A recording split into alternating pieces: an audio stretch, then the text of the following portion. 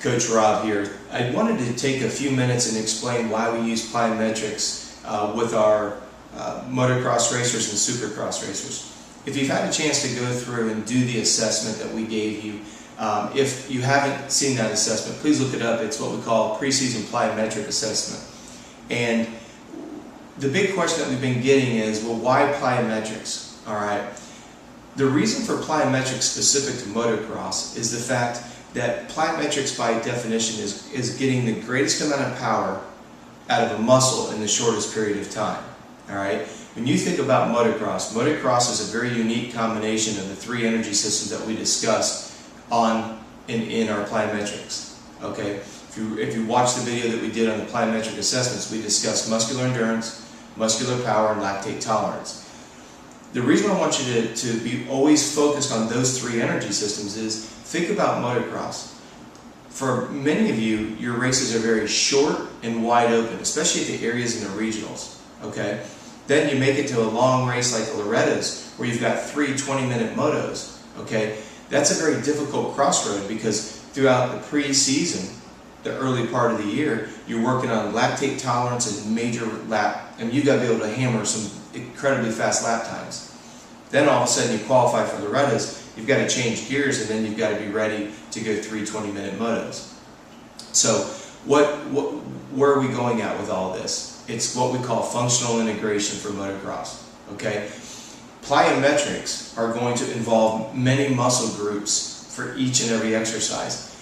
And I'm talking to those of you who have already completed the test. You notice that when you did something like box hops, okay, you go from the ground up onto the bench and back down, okay?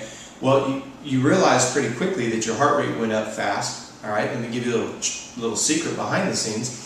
Your quadriceps are the largest consumer of oxygen in your body. So when you do box hops, the muscles can't run and hide from box hops. You're jumping up and you're jumping down, obviously. The challenge is when you raise your knees up to jump onto that box, you're engaging your core from your pecs to your groin. Okay, your quadriceps have to contract to get you up there. They have to land, then they have to contract to come back down. Your calf muscles. Okay, well, why is that important to you? Well, think about what we just talked about. When your body jumps up onto a bench, all right, it may come as a surprise to you, but think about it. What do you look like when you're doing a box hop and you land? You're in that attack position going through the whoops. Okay? As the bike is starting to kick going through, that's your body getting used to jumping up and jumping down. Why do I like to do box hops in stars? Because you land back down on your toes. Okay? We all know that the proper position going through the whoops is on your toes. Okay? Not on the arches of your feet, but your toes. But we don't test, we don't train, and we don't do the things off the motorcycle that makes being on the motorcycle easy. Okay? The other thing that we want you to realize is that we're very big believers in functional integration. When you're on that motorcycle, you're not using just one muscle group at a time. Go back to the whoop illustration. When you're going through the whoops and you're in that aggressive attack position that your riding coach has you doing, and he or she has got you with your toes turned in, that's going to engage your inner thighs. Okay? If you're squeezing with the middle part of your thigh, it's more abductor. Okay? Then you're supposed to be going through there, and would be your spine going. You're looking at yourself going sideways through the whoops. Okay? Nice tall posture. Well, that's going to be a combination of your chest, your lats, your back, your core. Core being front and back, which is the erector spinae group that run parallel to your spine into your glutes. The glutes themselves, the quads, the hamstrings. You get my point. But then people will come into the gym and they'll lift one muscle group at a time. A complete inefficient use of your time. I want you to get in the habit of, when you're exercising, try to find ways to work more than one muscle group at a time. If you go and you look at our series of videos they're readily available for you out there, take a look at what we're trying to do and understand that everything that we do is relevant to making you faster on the motorcycle. The one thing that I want you to remember is I don't want you to train here and try to race here. That's a huge disjoint for your body. Okay? If you did our plyometric assessments, you saw how you felt after the third or fourth exercise.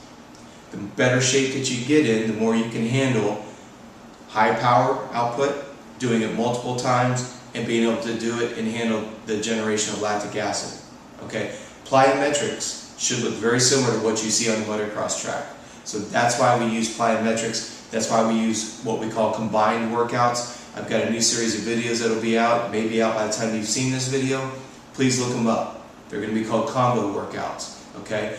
And the reason being is when multiple muscle groups are working together, it becomes very strenuous on the body. But guess what? That's what Moto is all about.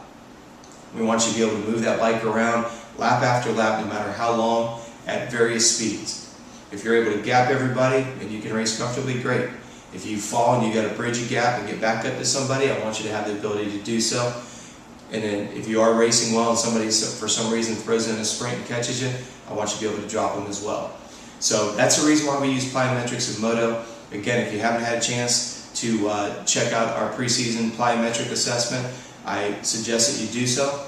And if you have any questions, feel free to email me. My email address is Robb, R-O-B-B, the number 3, @earthlink.net. Again, thanks for doing the test. Thanks for watching the video. We'll see you next time.